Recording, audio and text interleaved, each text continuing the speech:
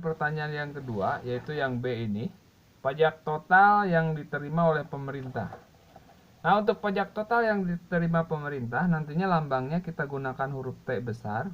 Jadi, lambang untuk pajak per unit adalah T kecil, lambang untuk pajak keseluruhan yang diterima pemerintah menggunakan T besar. Logikanya gini. Pajak yang akan diterima total keseluruhan oleh pemerintah adalah banyak perkalian antara banyak barang setelah kena pajak, berarti kita menggunakan yang kita ini. Jadi barang yang terjual setelah kena pajak adalah kita, maka pemerintah akan dapat pajak dari kita yang ini. Kita tidak akan menggunakan Ki yang keseimbangan pasar sebelumnya, karena itu belum kena pajak.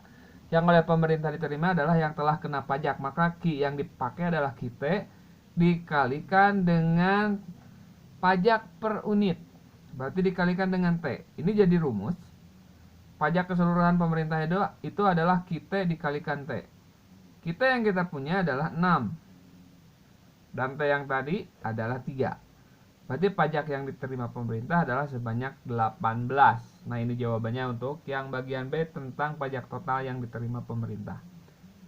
Untuk yang B mungkin tidak ada masalah. Kita lanjut dengan yang bagian C. Bagian C adalah pertanyaannya, pajak yang ditanggung konsumen dan ditanggung produsen. Pengerjaannya ini sama, tidak sulit. Pajak yang ditanggung oleh konsumen, kita akan melambangkan menggunakan pajak keseluruhan, tapi yang ditanggung oleh konsumen. Saya melambangkan dengan lambang PK. Nah, untuk yang ini sama seperti tadi. Konsumen akan membayar pajak dari pembelian banyak barang yang udah kena pajak. Berarti kita tetap menggunakan yang kita, seperti tadi yang pemerintah. Tetap menggunakan kita.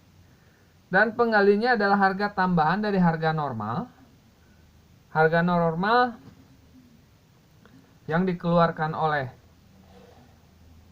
konsumen adalah yang ini. Ini yang sebelum kena pajak. Jadi konsumen harusnya membayar sebanyak 7. Tapi setelah kena pajak berarti yang PT ini, konsumen membayar menjadi 9. Jadi selisih yang kita gunakan itu adalah pajak yang dibayar konsumen.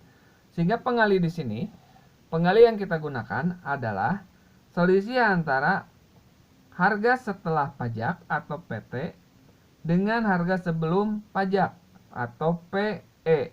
Jadi pengali yang kita punya adalah selisih harga kena pajak dan sebelum kena pajak. Sehingga nanti kita punya kita adalah barang yang dibeli setelah pajak sebanyak 6 barang. Dan di sini harga atau pajak yang dibayar oleh konsumen adalah sekali lagi selisih yang kena pajak dan sebelum kena pajak. Berarti di sini adalah 9 kurang 7. Dengan kata lain,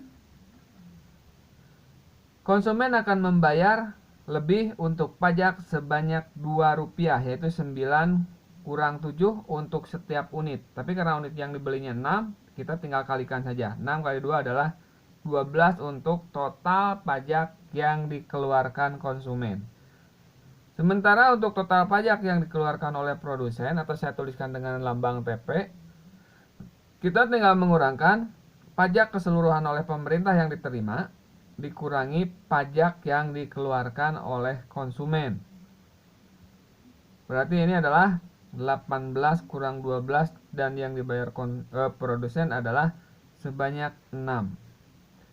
Jadi yang kita punya logikanya, konsumen membayar pajak 12, produsen membayar pajak 6. Ini jika kita jumlahkan menjadi 18 pajak total yang diterima oleh pemerintah.